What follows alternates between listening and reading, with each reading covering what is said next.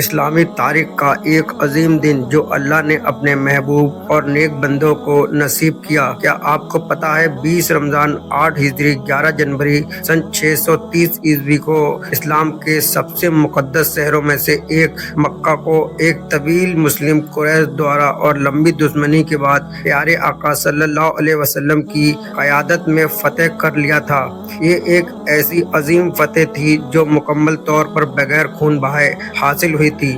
تمام کافر، ظالم، بدترین لوگوں کی معافی کے ساتھ ساتھ یہاں تک کہ اسلام کے سخت ترین دشمن ابو سفیان تک کو معاف کر دیا گیا تھا۔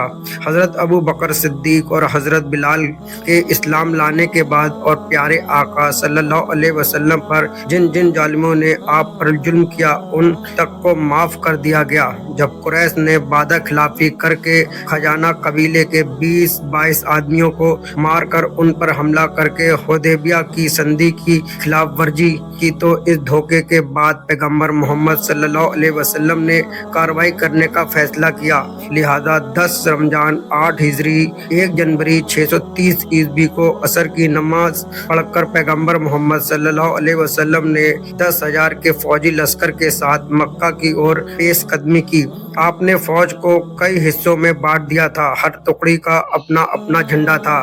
آپ صلی اللہ علیہ وسلم کے جھنڈے کا رنگ کالا تھا، اس کو عقاب کہتے تھے۔ یہ حضرت اماں عائشہ صدیق کی چادر پھاڑ کر بنایا گیا تھا۔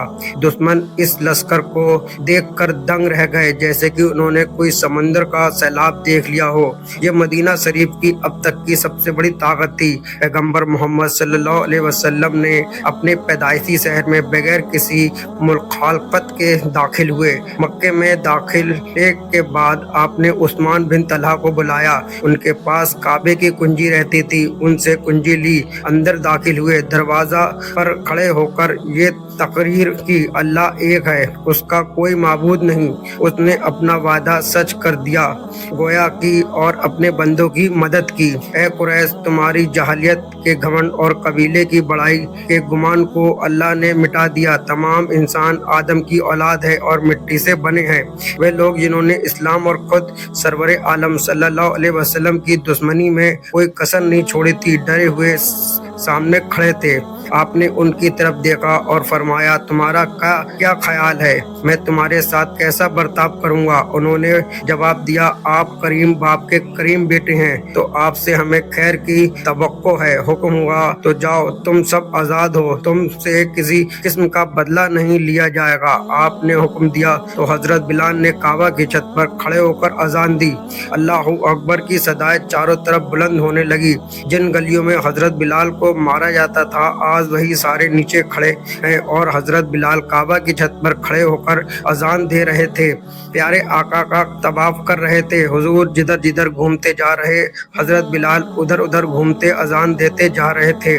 اس پر بریلی کے تاجدار اعلیٰ حضرت امام احمد رضا خان بریلی نے کیا خوب کہا ہے، حاجیو آؤ شہنشاہ کا روضہ دیکھو، کعبہ تو دیکھ چکے ہو، اب کعبے کا کعبہ دیکھو۔ کفر پر اسلام غالب آ چکا تھا۔ اس کے بعد آپ نے کعبے کی کنجی عثمان بن طلحہ کو لوٹا دی، جو آج تک انہی کے خاندان میں چلی آ رہی ہے۔